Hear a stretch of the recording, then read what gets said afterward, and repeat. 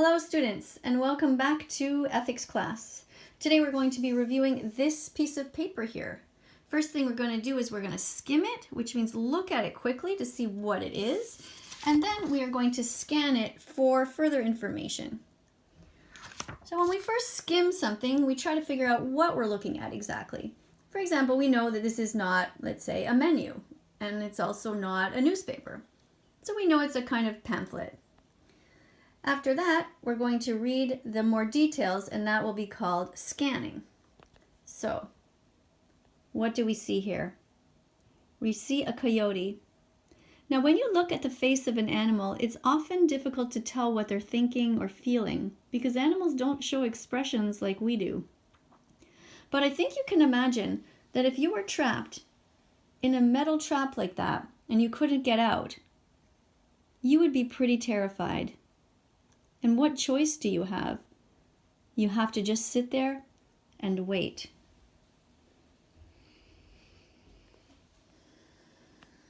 Cruelty in Every Stitch, Canada Goose brand.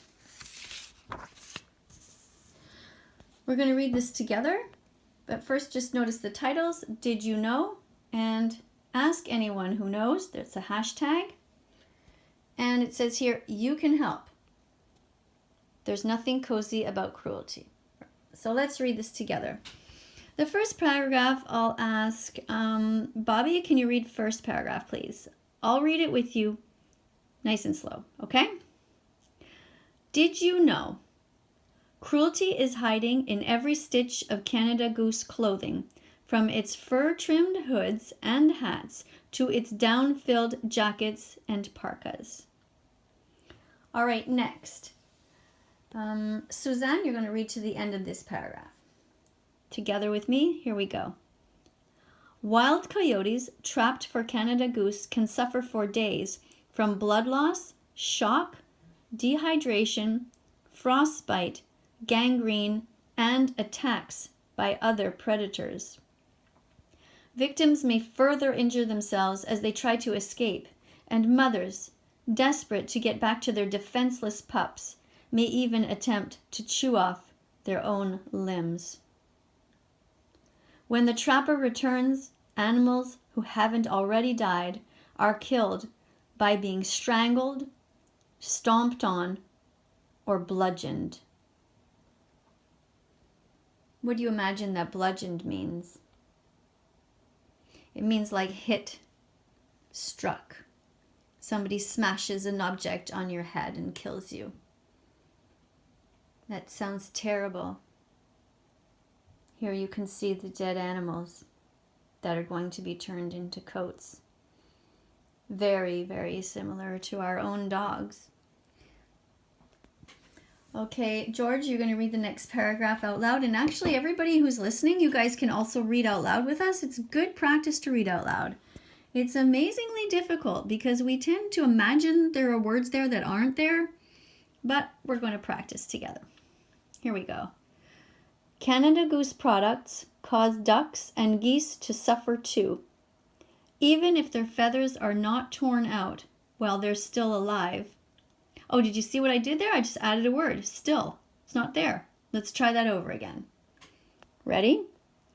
Canada Goose products cause ducks and geese to suffer too, even if their feathers are not torn out while they're alive. These intelligent birds may still be conscious and able to feel pain after their throats have been slit and they're plunged into tanks of scalding hot water for feather removal. So these are the geese. These are the dead geese that they took their feathers off and murdered them. All of this just for fancy coats. You know, we can make coats with other things. We don't have to kill animals for coats.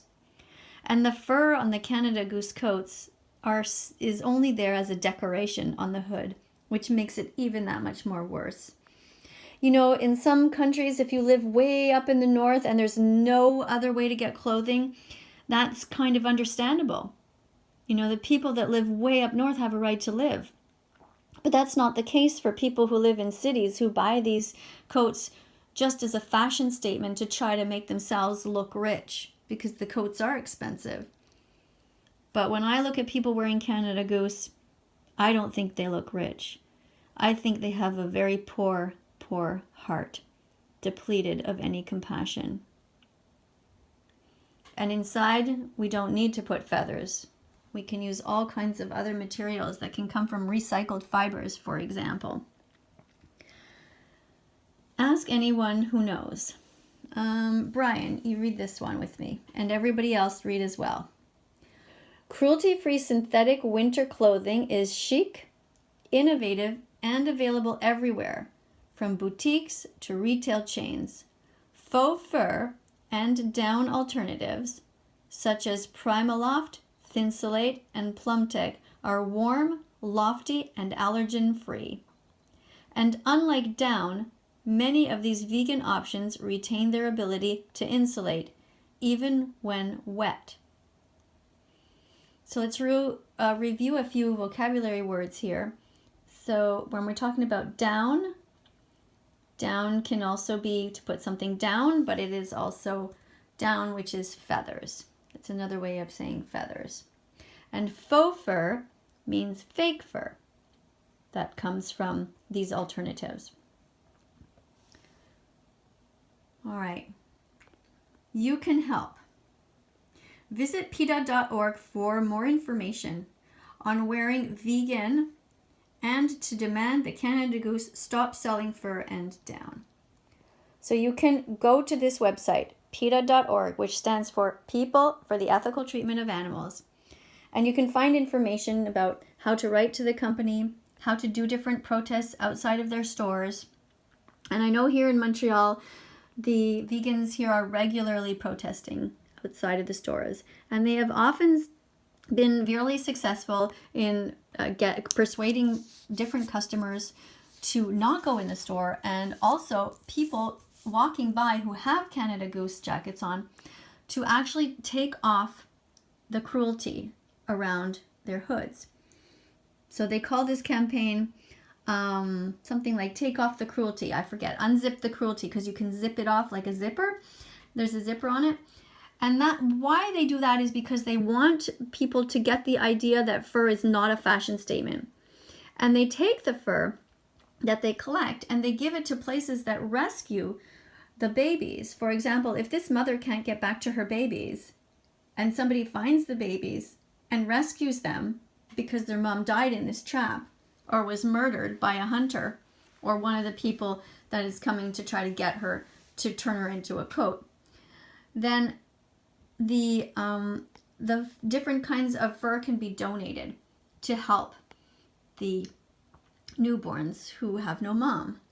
So I don't have a picture of a coat here, but if you can picture a coat, you unzip the decoration, that's the fur part, and you can put it in the cage or in the little bedding of the baby coyotes to make them feel safe.